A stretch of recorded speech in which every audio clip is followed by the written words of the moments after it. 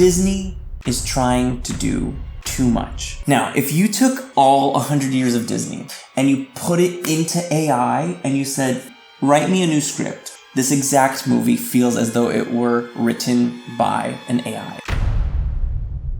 Thank you for tuning into The Stethoscope, a pediatrician's movie review. Today we're going to be reviewing and discussing Disney's Wish. The first thing I want to talk about is positives. So Ariana DeBose's voice, immaculate. She is doing such a wonderful job here as Asha, the main character. Also, I want to give a huge shout out to the lyrics in this movie. They kept me engaged. I had to pay attention because they were storytelling, but also using multisyllabic words. And I really commend a movie for not dumbing down the vocabulary, for making sure that children are exposed to new words. They had the word mesmerizing in a song, and I thought that was really good. The messaging of this movie is so positive. The one line that they had at the end is really powerful. The sentence summary of this movie was a really powerful message, and it's kind of interesting that in the 100 years of Disney, we've not really had that line said at all, and to have it finally said, it was really magical and powerful. I also really love that we finally got a new and true Disney villain. It's been a while since we've had someone who's just raw evil, and even here it wasn't necessarily true raw, just villainous behavior. Disney had different eras. We had the original villains, we had the twist villains, and then we had intergenerational trauma, we had thematic villains, we had misunderstanding, miscommunication, and I thought that was the worst one because it's no one's wrong, it was just a misunderstanding, and you're like, yeah, but then why'd I pay money to watch this? So I'm really happy that Chris Pine's character, King Magnifico, was actually, that classic Disney green of villainy. And then the last thing that was really wonderful is that there is an end credit scene. Now, it's at the very end of the credits. You have to sit through all of it, and at the end you'll see what they do. I am a doctor and I am an actor, so I want to spend this time talking about how we could diagnose the problems in Disney. Let's get into the not so positives, which I'm gonna call the things I wish. Now, if you took all 100 years of Disney, you had it all in your hand, yeah? You compiled everything that was Disney animation, and you put it into AI, and you said, write me a new script. This exact movie feels as though it were written by an AI. The name of the movie, Wish, is kind of the key to all of Disney. Every movie has an I want, I dream, I desire, I wish. It's the core of Disney, so it meant a lot to me going in as someone who's a huge fan of their movies and what they've made to hear what it's like to have a movie about wishing. Disney is trying to do too much. Because they're such a cultural icon, I understand that they feel they have the responsibility to accomplish a lot, and they have done wonderful things in the past. For them to have had such a sloppy and unfocused 100th year celebration movie is kind of insulting. I felt insulted and disappointed. The actual core problem is that they're trying to accomplish too much without building the foundation for it. For example, in this movie, Asha had 8 friends. 8. One more time, she had 8 characters, 8 human characters that followed her everywhere she went. 8 characters. And they each had something to say, but not enough to flesh out a character. So you have a minuscule of connection with each of them. Then one of them suddenly becomes the most important, and you think, I don't care for you because you've not made me care for you because I've been focusing on all these other people. What really would save this movie is if they just cut the fluff. They could have cut out all of those people and then just had the one friend who they needed to come back for a plot point say all 32 lines. It's like they gave each of them 4 lines instead of giving one of them 32 lines that could have fleshed out that character. And instead of Disney magic, this movie feels like Disney money. And instead of representation, they had tokenism. And instead of having music, they had lyrics with sounds. And it was just such a sloppy presentation. And they're like, oh, our animation is going to be sketch style. It felt as though the characters were floating off the background. The shading was out of whack. The lighting was a bit bizarre. The pacing was jarring. And you thought, this is an unpolished, unfinished, unfocused project that should not have come out. They had the audacity of linking in the Disney vault of all that they've accomplished as peppering Easter eggs throughout. But they're not Easter eggs. They are full on, there's a character named Peter wearing a green suit and a green hat and a red feather, and he wants to fly. I'm like, that's not an Easter egg. That's an omelet with rotten eggs. You can't do that.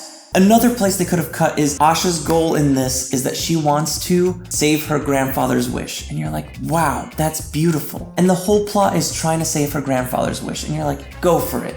Yes, we love grandfathers. But she also has her mother there. And she tries to save her mother's wish, but that's not part of the plot. So it also happens at some point, ? And then it's just like an afterthought. Why do we need to see that? The most silver bullet of silver bullets happens in this movie. And you're like, what?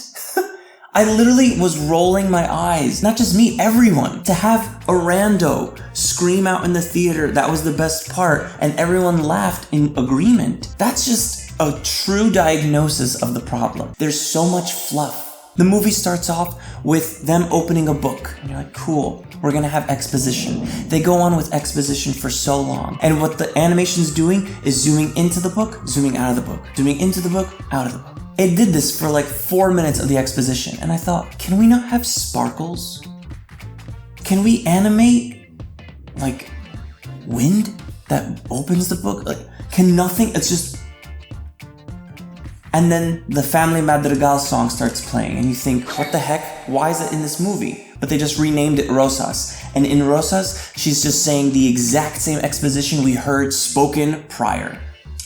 And then we meet Asha. Disney has an adorkable problem. Rapunzel came out, queen. We love her. My Rapunzel reaction's coming out soon. She was a brave, courageous, whimsical, clumsy character. And then they had Mirabelle, kinda the same. And then they had Asha, exactly the same. She's like, okay, no, I guess not. And you're like, what the heck? That's why I think Elsa's such a cultural phenomenon, because she's powerful and timid and afraid. Those are 3 central attributes that we don't get frequently in mainstream media. The goat needs to get cut. He had a line saying, I can't deal with all this. I'm only 3 weeks old. And it's supposed to be comedic, and you're like, why do I need to know the goat is 3 weeks old? Who wrote this? ChatGPT. For a movie that's supposed to be for all ages, but also be accessible for children, the plot and the messaging was a bit too cerebral. I had mentioned before that there was that one line at the end of the movie that really stood out, and it was powerful. It's just the way that they got there was a lot of referencing, oh, it's not right to be treated like that. Or we deserve better than this, without really explaining what that or this were. People were just like disgruntled in general. The songs don't go anywhere. They don't modulate, they don't have any key change, they don't push the vocalists, they're just kind of middle tone. They kind of feel pedantic. To have that line, to have something more for us than this, that's the key line of that song for so I make this wish to have something more for us than this. And like every single other Disney heroine moment song, she has that same classic like Elsa sprint going up the mountain and into the unknown. Chris Pine also sings. He does a really nice job. I think the highlight of the vocals in this movie was his duet with Asha, which came out of nowhere in terms of pacing and timing. It was beautiful. It's just, it didn't go anywhere musically, and I don't really remember what the song was about. The songs are kind of forgettable. This movie needs just Asha, her best friend, the star, and her grandfather, with the king. That's it.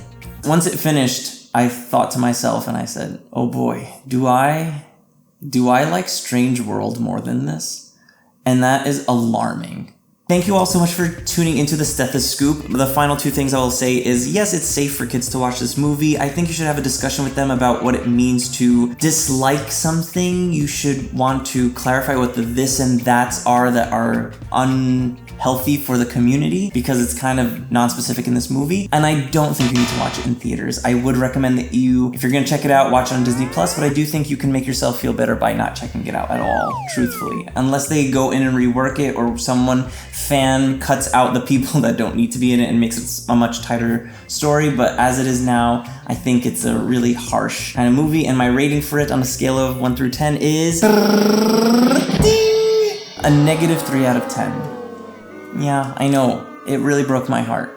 I'm Dr. Disney, and this is my review of Wish. Thank you all so much for watching, and I'll see you in the next video. Be safe, be strong, be swagged. God bless you, and I'll see you in the next video. You can watch some more right now. Take care, ciao, love you.